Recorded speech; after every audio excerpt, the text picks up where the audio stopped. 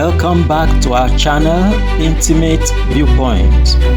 As we continue with our series on reigniting intimacy, we will be delving into a controversial topic titled The Truth About Chores and Marriage Nobody Talks About.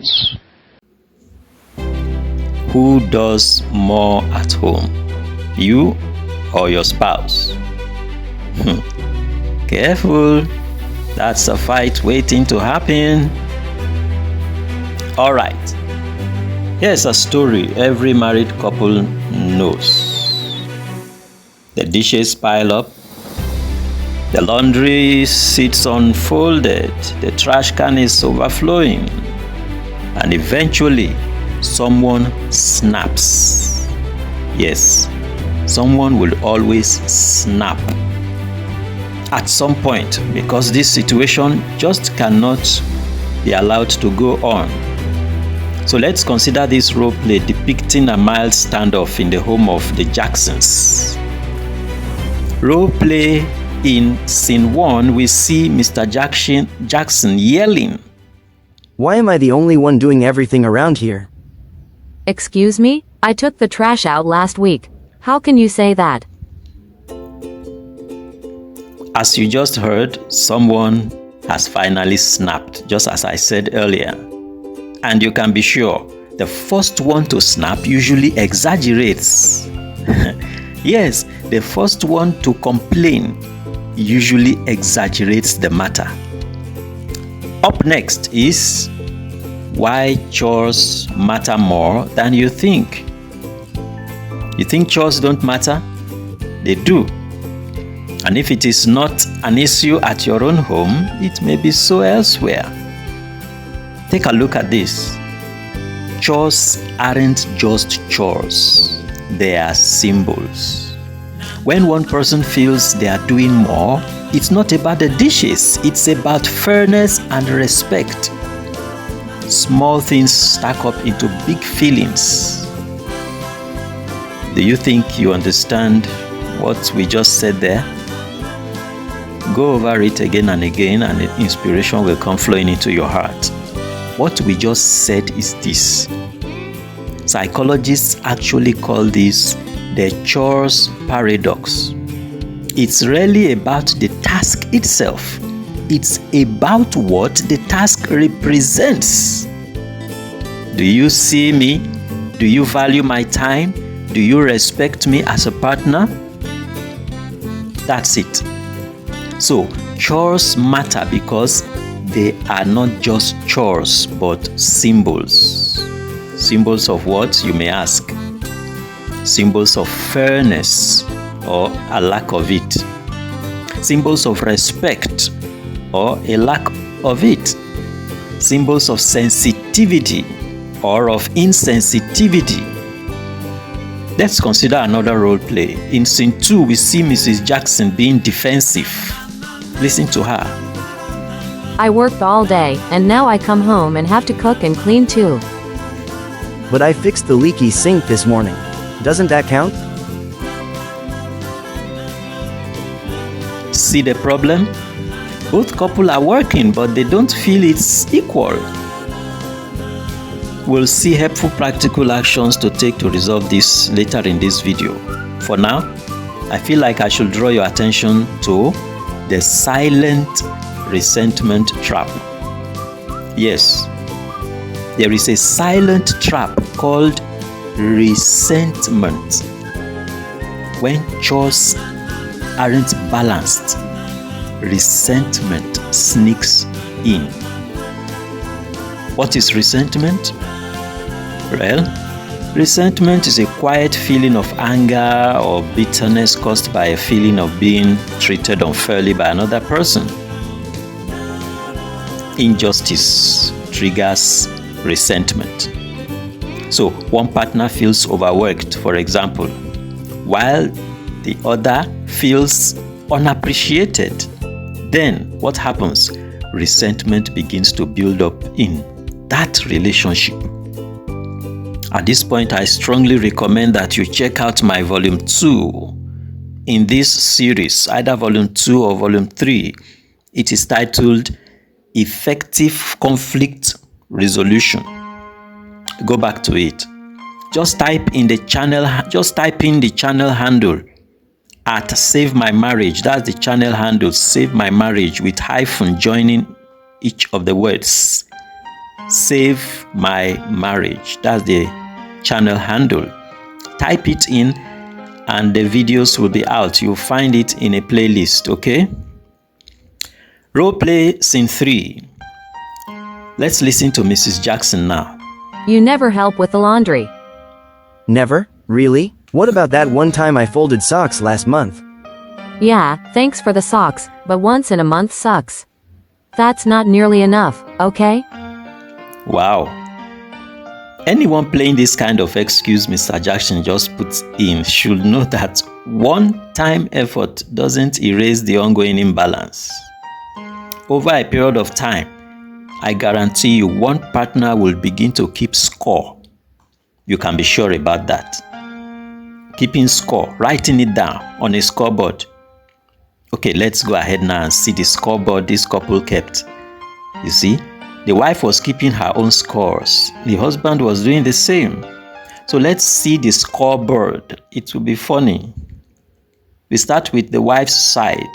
So wife's side, dishes 157 times, laundry 200 times, trash 89 times.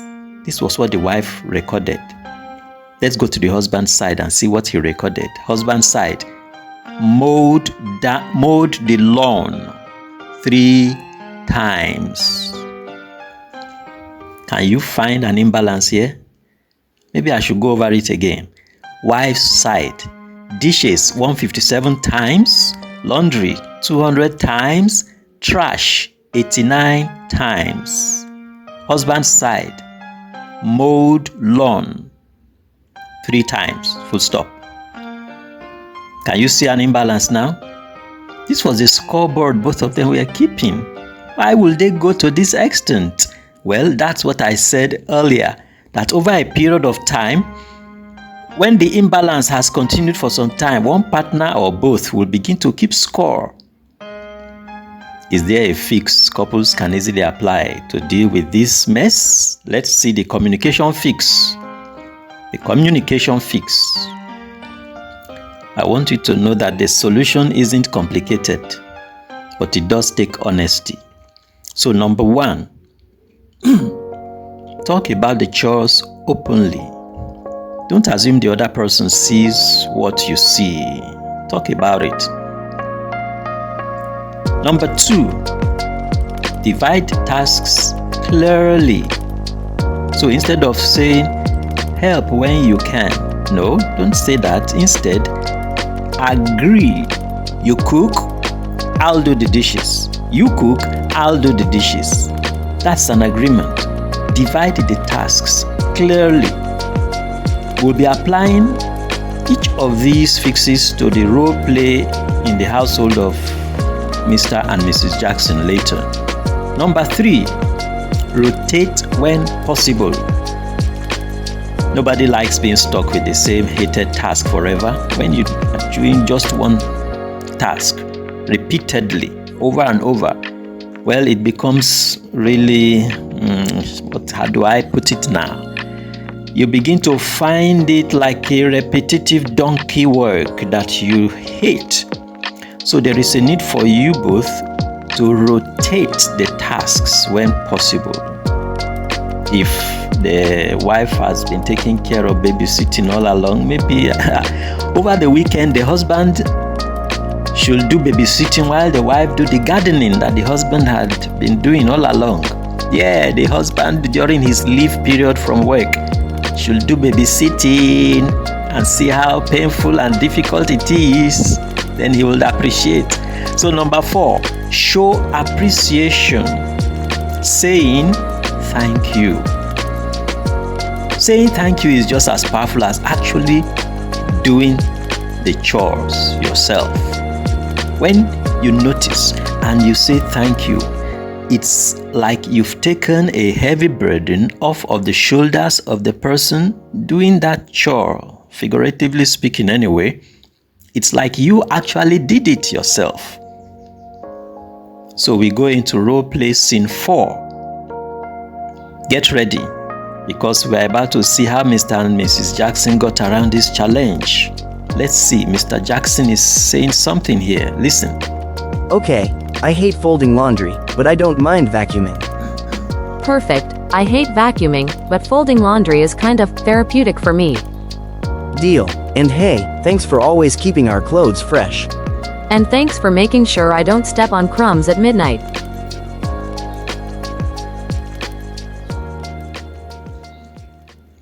Well, that's how teamwork looks.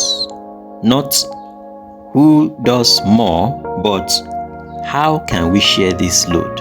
See, it's not a matter of who does more, but a matter of who, or how rather, how can we share this load? Appreciation versus obligation. Let's focus on that now.